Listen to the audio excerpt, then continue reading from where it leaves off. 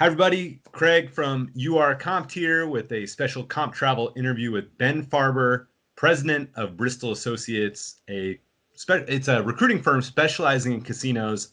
I know if I keep going trying to explain it, I will not do it justice. So, Ben, first of all, thank you for being here. And why don't you tell us what you do and what Bristol Associates does? Yeah, thanks for having me, Craig. And you're not alone. I didn't even really understand what executive search was until I joined myself right out of college. So it is an interesting business, and it's a big business that a lot of people do across the country. But essentially, we have an industry focus. One of those industries is the casino gaming industry, and people come to us. People within companies come to us to help them find talent. And you're now the president, but you didn't start out as president, right? You worked your way up? That's right. The good old-fashioned way. I learned every aspect of the business and all the industries that we worked in and helping out our senior leadership team. And slowly but surely worked myself into this position and been in it for about 6 years now. That's amazing. And so how did you kind of gravitate to the casino industry? It's always been one of our busiest, and I think just the natural 24/7 nature of it and the energy of that industry I gravitated towards. There was also a poker boom at the time that I think fascinated everyone, especially my demographic in my 20s. So there was that piece, and I love the entertainment. I love the people in it, and never look back. Wonderful. Now, obviously, a lot of industries are being hit hard right now due to COVID-19. Maybe, I guess, aside from the grocery stores, but pretty much everything else is shut down.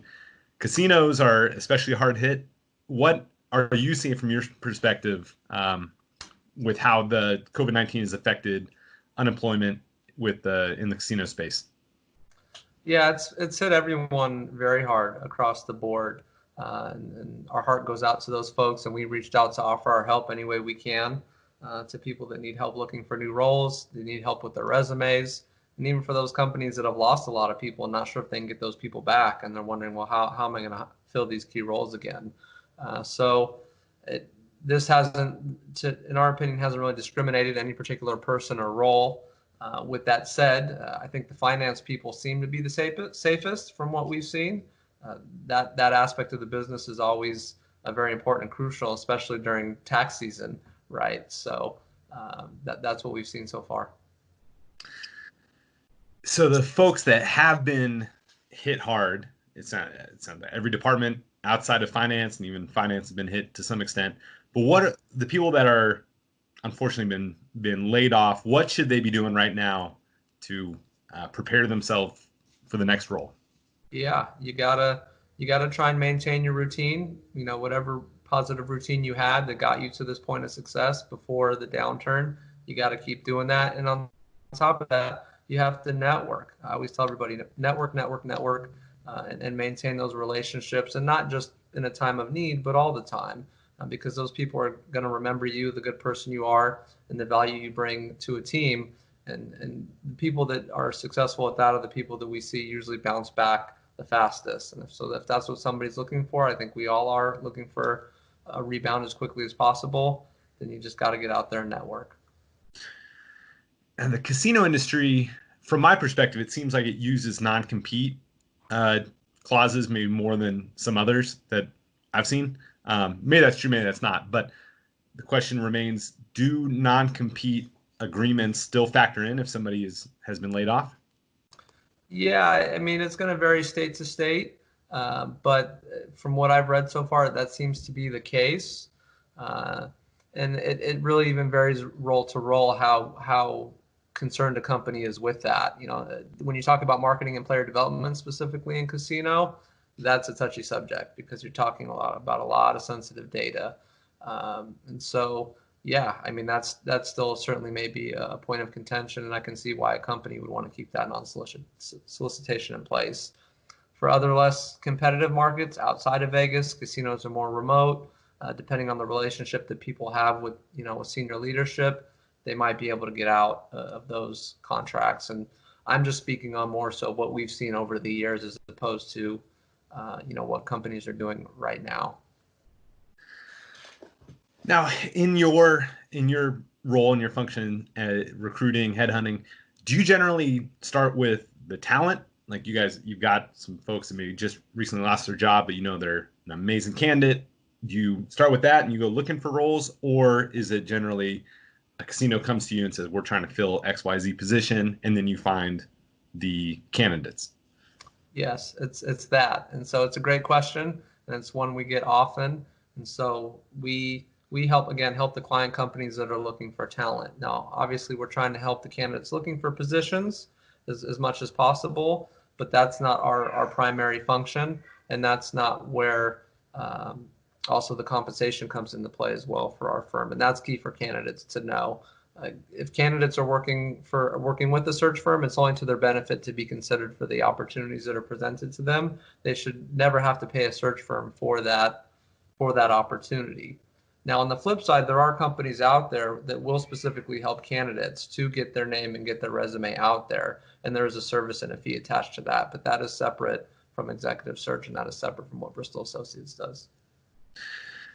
Now, with our business, URComped, with the casinos we deal with, we have to often jump through very arduous licensing processes. And I think, or from what I understand, to become a general manager or a key position, the licensing can be even more thorough than what I've had to go through. So how often does that become an issue where maybe you have the perfect candidate for a role, but the licensing just derails it? Like, does that happen very often?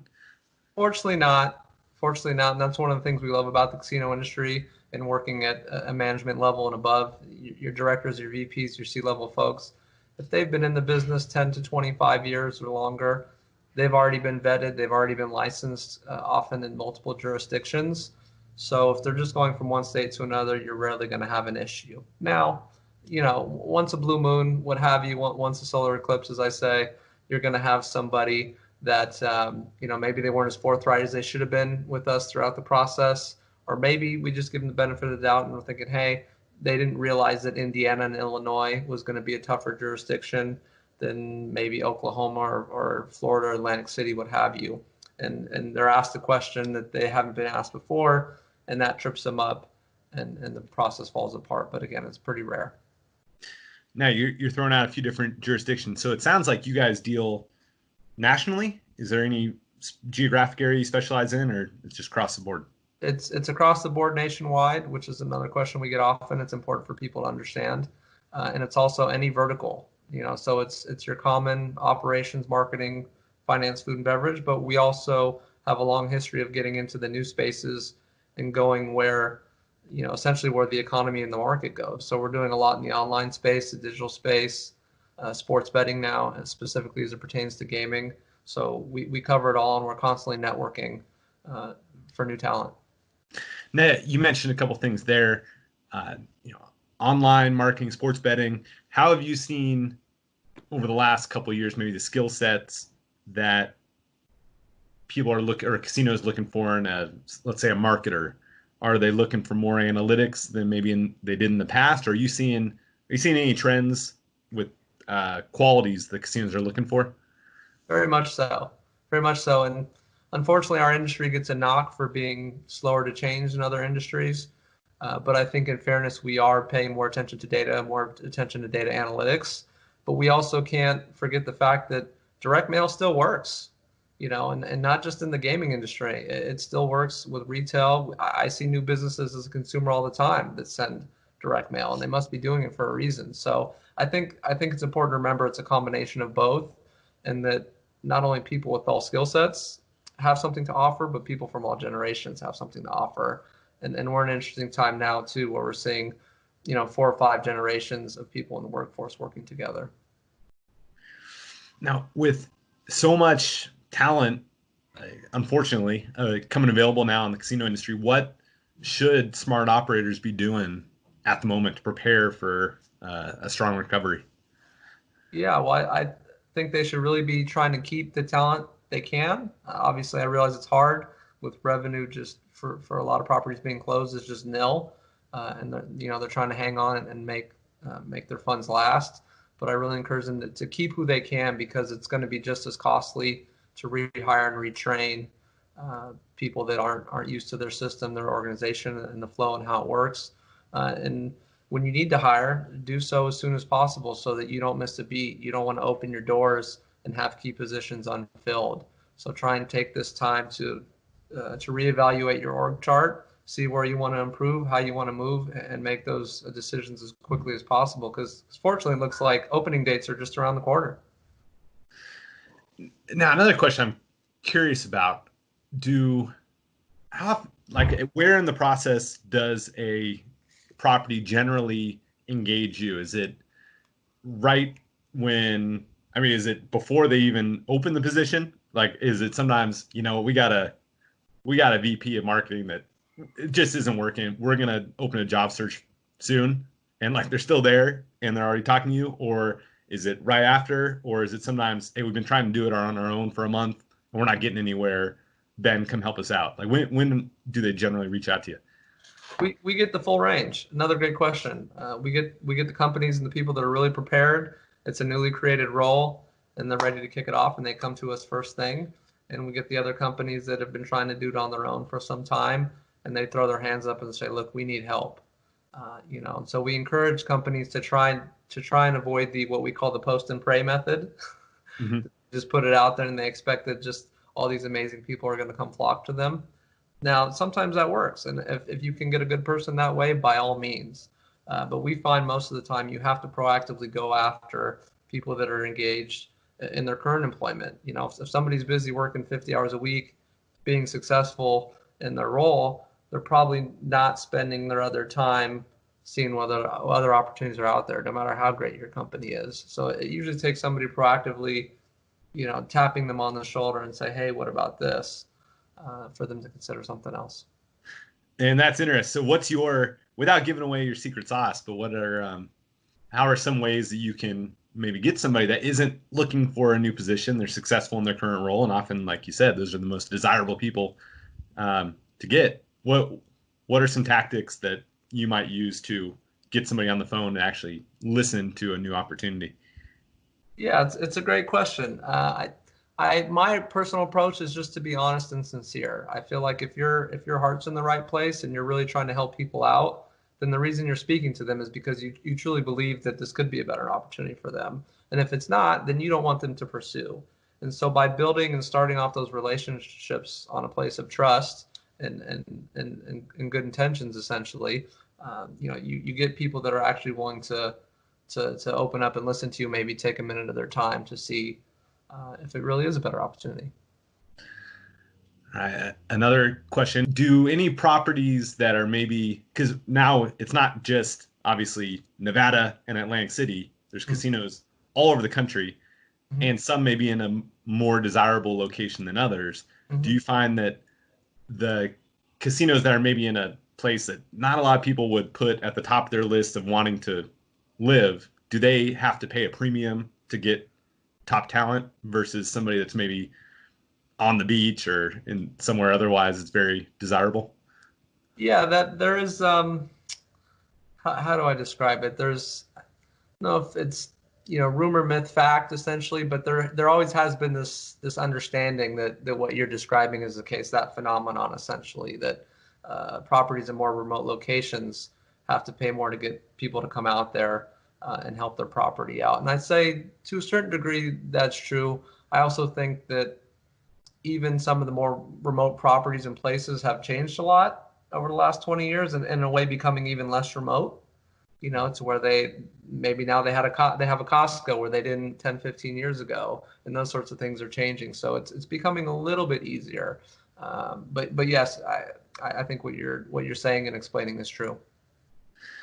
And is there any instance, I'm sure there have been, where you're like, you know what, this just isn't a role we want to fill? And maybe it's, I don't know, something wrong with the property management, and you're like, I'm not getting a good vibe here, or the salary isn't realistic, or what would be some cases where you're like, I'm just not going to do it? Yeah, we rarely throw our hands up at a client because we really want to help everybody. But there are those times, and typically they're the properties that if they've had a windmill effect in a particular position, they've had 3 people in the role in the past year, it's going to make it really challenging for us to find somebody who's essentially willing to take that risk and be the fourth person in that role and say, well, I can do this. So that would really be the only reason, or at least one of the few reasons that we may just, kindly decline working on a search. And that's because we want to be able to succeed in the search. We don't want to spin our wheels or waste our clients' time to go to the market and say, look, we really just can't find you the level of person you're looking for this role. Wonderful. Well, this has been super interesting from my perspective. I hope you enjoyed it. Is there any questions that maybe I should have asked or anything else you want to talk about? We covered a good amount. Let's see here. Well, I'm curious to hear from your perspective, if I can throw the ball back in your court, in your line of work in our space. What have you experienced, and how do you expect your line of work and your offers to change for the rest of 2020, if they are going to change? Well, how we've been, from our perspective, we mainly deal with the cruise lines, and so our business is we recruit. I shouldn't say it's kind of recruiting. We find players, we qualify them, and then we match them with offers at cruise lines and casinos they've never been to before. Right now, with the situation, there is a lot of inventory with the cruise lines, especially in late 2020. So the offers have been especially aggressive, and so we've been able to book more players now than we ever have before. We only get commission when the ships are sailing. So right now it's lean times because there's no ship sailing, so there's no commissions being generated. But Q4 and Q1 2021 are going to be very strong. The question is, will players play as much? I think that without a doubt, the bankrolls are going to be smaller, but from a volume perspective, it's looking very strong. What's interesting is with the cruise lines, if they have sailings that have a lot of availability, they don't necessarily want to drop the price like you would expect in like a supply-demand economy where they start out at $2,000 and they'll keep dropping until they fill up all the cabins. They don't want to do that because the people that paid $2,000 will get pissed and they'll call their travel agent and they'll cancel and they'll rebook. So The cruise lines end up putting a lot of inventory through the casino because the price is hidden, right? It's just, they tell us like, it could be a case where it's like, listen, if they have a pulse and they've ever gambled, just put them in the room, So in some ways it's been good for us, but obviously not getting commissions for 3-4 months is rough from a business perspective, but we've been able to keep our team together, which is good. Good. Yeah, and that's what you got to do. Fortunately, we've been, not only my firm, but myself have been through this enough times to know that you're going to come back stronger. You're going to get that next quarter wave and come back if you can just hang through this rough patch. Yeah. So are you getting hit up a lot with folks on LinkedIn asking, are you feeling it more? Are you getting a lot more demands from candidates or inbound inquiries? Yes. And not only do we track our own inbox, our own newsletter, blog activity, LinkedIn shows you your essentially your rates. And yeah, we've seen a spike, and it's interesting to see it change. Ultimately, I would say in the first week or two, everybody seemed to run to LinkedIn. Even the people that aren't normally on LinkedIn ran to it. They wanted to know what was going on. That was a resource. And then I think people got over that initial wave and it subsided. And so it's kind of come and gone. I mean, we're always on all of those platforms because it's our our day to day. But yeah, there's definitely been spikes. That's so interesting. Well, hey, one more question. How crowded is your space? Is there a lot of competition with regards to what you do, or is it kind of you guys and maybe a couple other people? Like what's the industry like? I think there's an appropriate amount for how big our industry is, but the folks that are in it have seemed to be doing it for a while. I think we're all pretty familiar with each other, whether it's each other well or from a distance. I can name a couple people off the top of my head. I hope that our name would come up if you ask somebody else. But that's another thing I like about the casino industry is that it's big, it's nationwide, but it's also small enough to where if you're in it long enough, you really get to know the people, as opposed to some of the larger industries that we work in. I could go my entire life recruiting in food or hotel, and I'm just never going to meet everybody, So there you have it. No, that's a great point. It really is. It's a small world, especially when you get up to that VP, SVP, C level. Mm-hmm. There's not a lot of people, and they tend to move around. Yeah, that's right. Well, Ben, this has been fascinating. If somebody wants to get a hold of you, what's the best way to do so? Yeah, so my email, we're always online. That's first initial last name, B Farber at Bristol, BRISTOLASSOC.com. And you can find me on LinkedIn as well at Benjamin Farber, Bristol Associates. Wonderful. Well, thank you so much, Ben. I really appreciate it. And let's do it again sometime. Yeah, please do. Thanks, Craig.